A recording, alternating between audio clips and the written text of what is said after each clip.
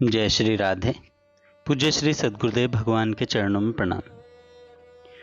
परिवार के मुखिया श्री राधा बाबा पुस्तक से पूज्य श्री राधा बाबा जी के सदुपदेश। मनुष्य के अंदर जब दैवी संपदा आने लगती है तब तीन बातें आती हैं। पहला, वह सोचता है कि जो कुछ भी कर सकते हैं भगवान ही। दूसरा, संकट के समय वह भगवान को ही पुकारता है, दुनिया के आदमियों के सामने हाथ नहीं फैलाता। तीसरा, वह ये नहीं सोचता कि भगवान किसी निमित्त से ही कुछ करवाएंगे। भगवान क्या लूले लंगड़े हैं जो स्वयं कुछ नहीं कर सकते। वो ये सोचता है कि भगवान किसके द्वारा क्या करा देंगे पता नहीं। सत्य घटना है, एक बार कहीं पर अचानक भूकंप आया। ऐसा भूकंप आया कि जो जहाँ था वो वहीं दब गया। कुछ बच भी गए होंगे। उसके बाद दबे हुए लोगों को निकालने का काम प्रारंभ हुआ। बड़ा ही करुण दृश्य था। 3 दिन बीत गए मृतकों घायलों को निकालते निकालते। 3 दिन बाद अचानक किसी की हल्की हल्की आवाज़ सुनाई पड़ी, ऊह आह की। बहुत धीमी आवाज़ थी। उसी आवाज़ की दिशा में मलबा हटाने का काम होने लगा। थोड़ी देर में देखा कि एक बहुत लंबी सी सीलिंग गिरी है।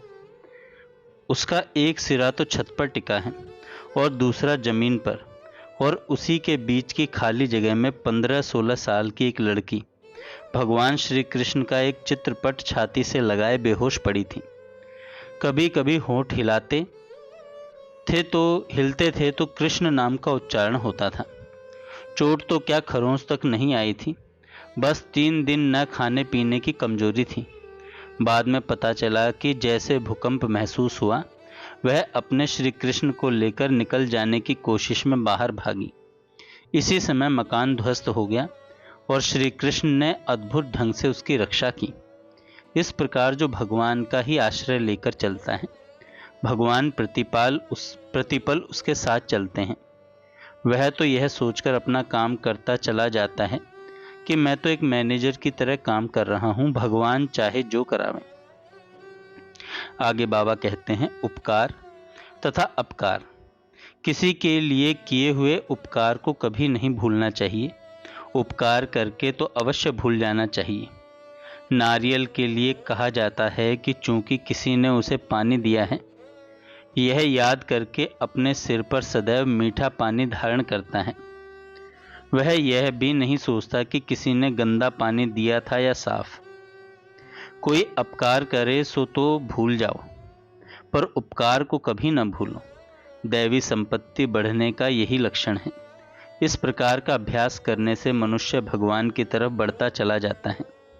भगवान देखते हैं कि कौन आगे बढ़ना चाहता है, उसे तो बहुत जल्दी संभाल लेते हैं। ऐसा कहा जाता है कि कृतघ्न का मांस राक्षस भी नहीं खाते। मनुष्य के प्रकार। दुनिया में 3 प्रकार के मनुष्य होते हैं। भगवान श्री राम ने रावण से कहा, पहले प्रकार के मनुष्य जैसे गुलाब जो केवल फूल देता है, ऐसे मनुष्य केवल कहते हैं करते नहीं। दूसरे प्रकार के मनुष्य जैसे आम जो फूल और फल दोनों देता है, उसी प्रकार ऐसे मनुष्य कहते भी हैं और करते भी हैं। तीसरे प्रकार के मनुष्य जैसे कटहल जो केवल फल देता, उसी प्रकार ऐसे मनुष्य केवल करते हैं, कहते किसी से नहीं। संत मिलन। पूज्य बाबा कहते हैं, राम कृपा करी चितवहि जेहि, संत विशुद्ध मिलहि परतेहि। भगवान की कृपा हो रही है, इसका मापदंड यही है कि क्या उसे विशुद्ध संत मिल गए हैं, तब तो उसके संसार में आने जाने का चक्कर समाप्त होना है, ऐसा समझ लेना चाहिए। जिसके आवागमन का चक्कर नहीं मिटना होता है, उसे संत मिलते ही नहीं। संत मिलने के बाद तो उसके जीवन में भगवत कृपा का प्रवाह गंगा की तरह लहराने लगता है।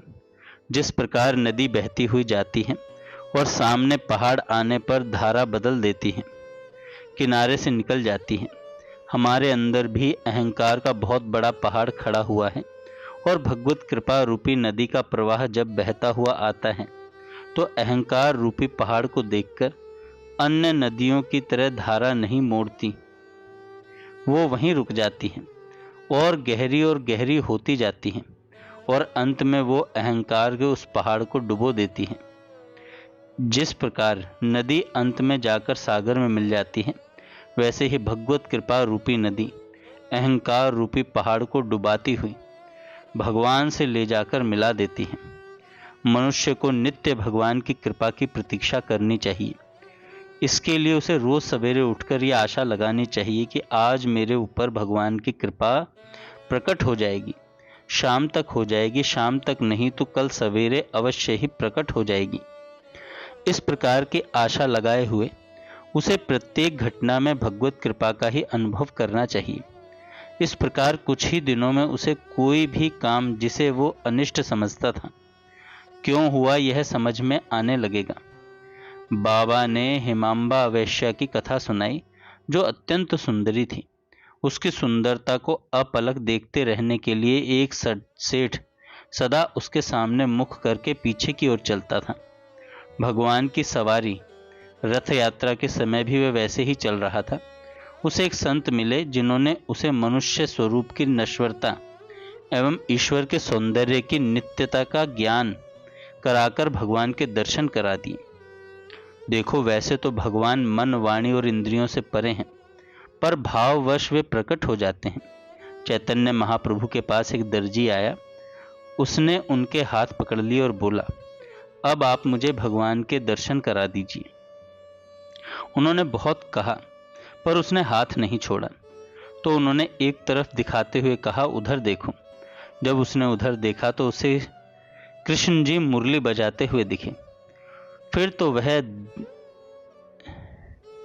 देखी छी करता हुआ 6 दिन तक नाचता रहा। 6 दिन तक नाचता रहा।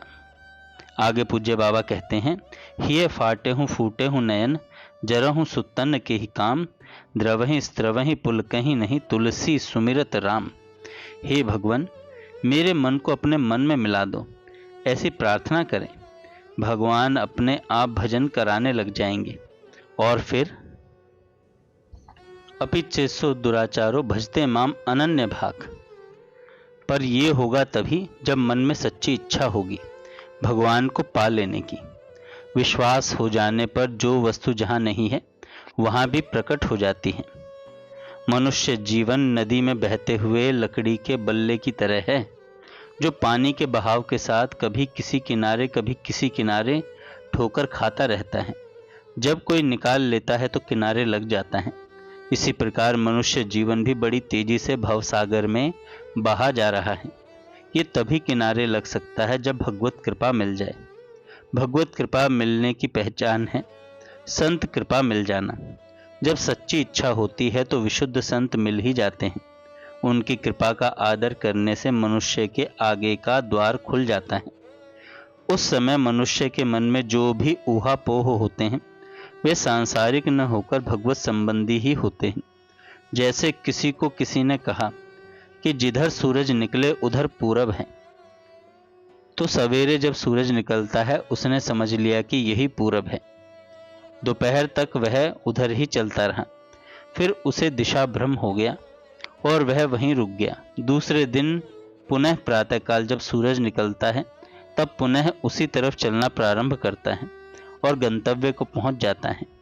उसी प्रकार मनुष्य को जब संत के वचनों पर एकदम विश्वास हो जाता है और उनकी किसी एक ही बात को लेकर वह चल पड़ता है, भले ही वह छोटी सी बात हो, जैसे राम राम कहना या सदा सच बोलना, इसका पालन करने पर कभी कभी उसे भी भ्रम हो सकता है, पर वह घबराता नहीं, विश्वास पूर्वक उसी पर चलता रहता है। अंत में उसके बगल हटने के द्वार भी बंद होकर केवल आगे का द्वार खुल जाता है, जिससे चलकर वह भगवान तक पहुंच जाता है। चाहे जिस रूप में हो, भगवान से जुड़े रहें, किसी भी तरह से उनकी याद न भूलें। जय श्री राधे।